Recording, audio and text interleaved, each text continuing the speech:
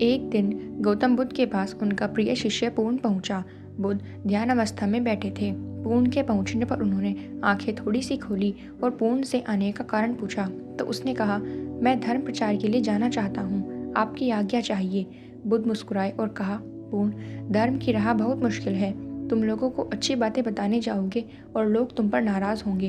हो सकता है कि अपशब्द भी कहें। इस पर पूर्ण ने कहा, कोई बात नहीं, मैं यह सोचकर उनकी बातों पर ध्यान नहीं दूंगा कि उन्होंने अपशब्द ही कहे, पिटाई तो नहीं की।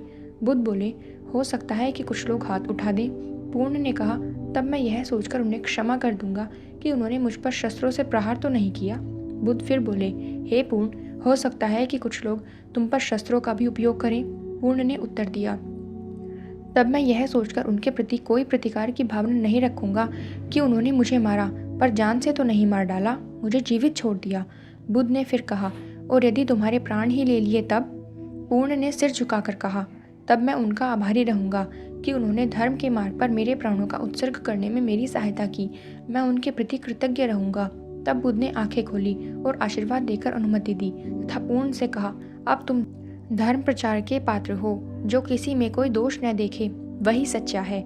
अच्छाई के मार्ग पर चलना बहुत मुश्किल काम है। जो इस राह पर चलता है उसके मार्ग में अनेक बाधाएं आती हैं, लेकिन जो व्यक्ति किसी में भी दोष न देखे वही बाधाओं को सहजता से पार कर अपने लक्ष्य को पूरा कर पाता है।